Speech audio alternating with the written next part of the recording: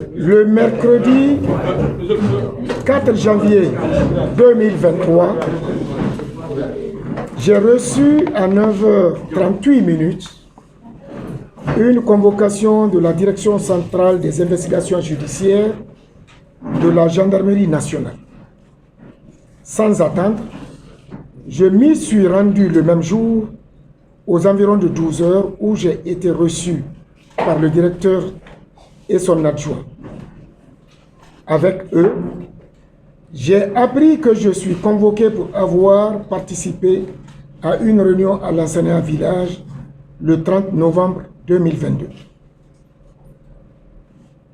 Ce que je me suis empressé de reconnaître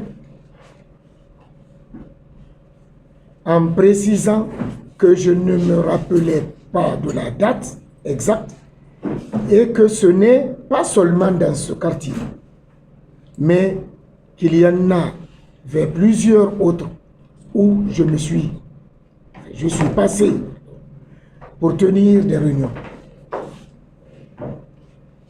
Il s'en est suivi l'audition du lendemain jeudi, 5 janvier, en trois temps, d'une durée maximum d'environ 30 à 45 minutes. Mais j'ai été retenu pendant 8h30. Tout s'était bien passé, en tout cas dans un climat de respect. Comme vous le savez tous, le vendredi 6 janvier, j'ai été présenté au parquet près le tribunal de première instance de Mofanko, qui a décidé de la tenue d'un procès en flagrant délit pour le lundi 9 janvier 2022. Je voudrais saisir cette occasion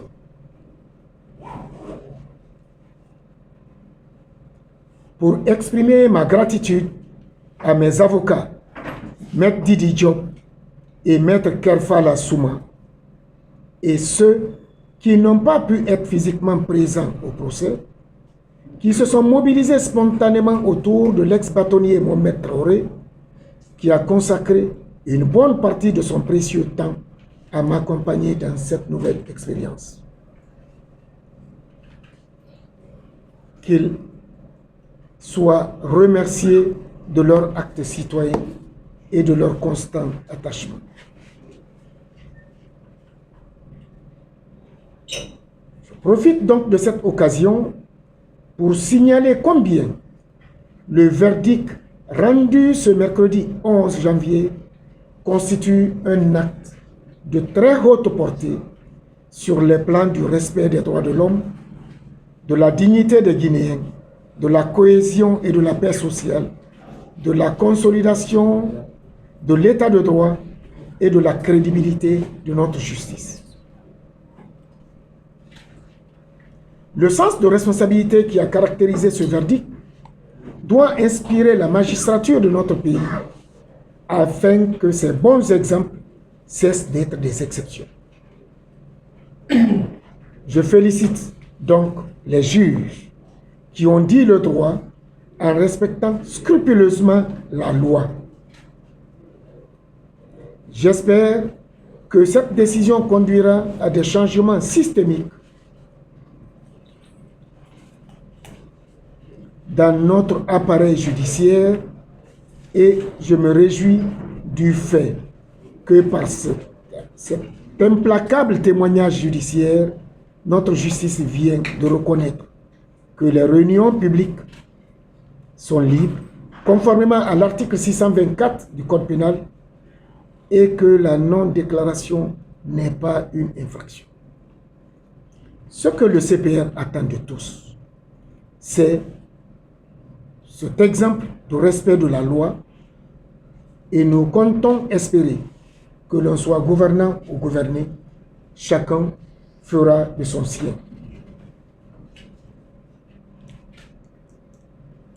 Je saisis toujours cette opportunité pour exprimer ma profonde gratitude à toutes les organisations sociales et politiques, les organisations de défense des droits de l'homme et les médias, mais aussi ces très nombreux compatriotes et démocrates étrangers qui se sont fait voir ou qui m'ont témoigné leur solidarité. Leur prise de parole, de position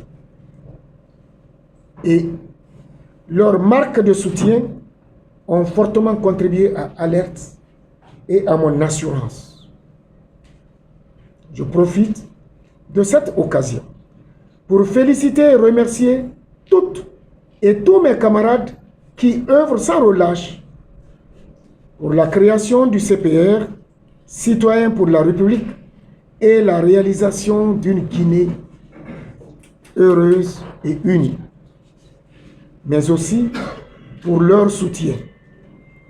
Les immenses sacrifices qu'ils ne cessent de consentir pour l'affermissement de l'amour entre les Guinéens, la consolidation de la justice sociale et de la paix, la promotion de l'état de droit, de la bonne gouvernance et pour une citoyenneté épanouie dans notre pays ne sauront être vains.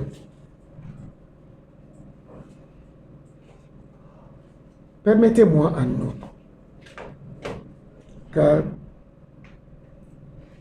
de parler du procès, je vous assure que je ne peux pas dire avec certitude pourquoi j'ai été interpellé.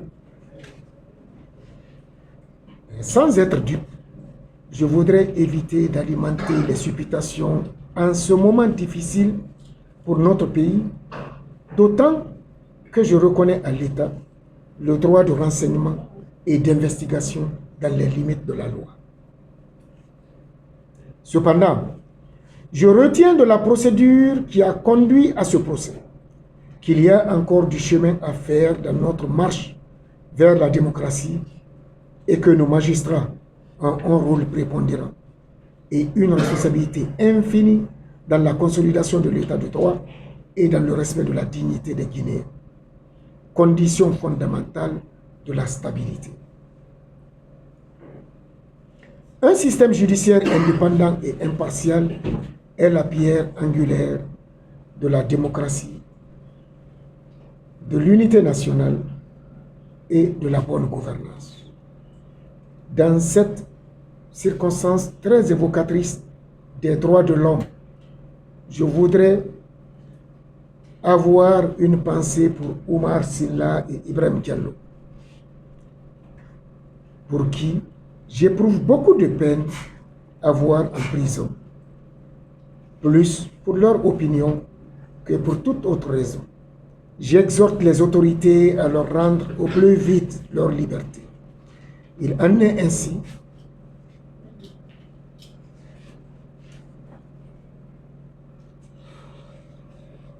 est ainsi pour tous ceux qui sont en détention en violation de leurs droits. Je les exhorte à un acte d'apaisement. J'exhorte donc les autorités à un acte d'apaisement envers les acteurs sociaux en clandestinité ou sous contrôle judiciaire. Les acteurs sociaux bien sûr, mais politiques aussi. Donc, qui sont en clandestinité ou qui sont sous contrôle judiciaire, et envers ceux qui sont en exil dans le respect de la loi. Ce serait un acte d'apaisement dont notre pays a besoin et plus que jamais, en tout cas aujourd'hui. Notre pays est à la croisée des chemins et est encore davantage miné par des travers d'hier.